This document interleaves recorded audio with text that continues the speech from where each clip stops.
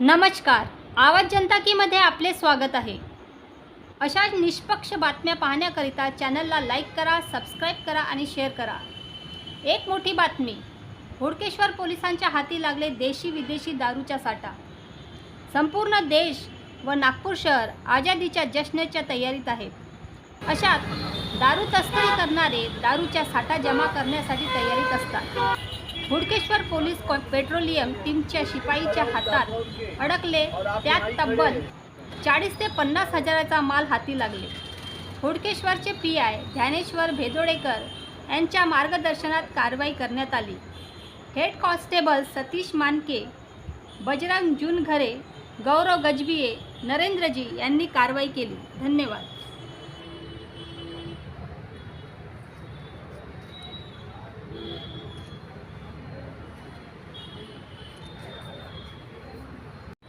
Sir, एवढी मोठी जी आपण कारवाई केली ही कशा प्रकारे आणि कुठून कशी काय केली? आमच्या DB पथकाचे हेड कॉन्स्टेबल सतीश मानके, बजरंग जुनघरे, गौरव गजबे आणि नरेंद्र तूर पेट्रोलिंग करत असताना त्यांना एक गोपनीय माहिती मिळालेली होती की एक इसम ॲक्टिवा गाडीवर दारू, देशी आणि विदेशी दारू घेऊन जात आहे अवैध रीतीने. मग त्याच्यात छापा कारवाई करून आम्ही मुद्देमाल हस्तगत केलेला आहे.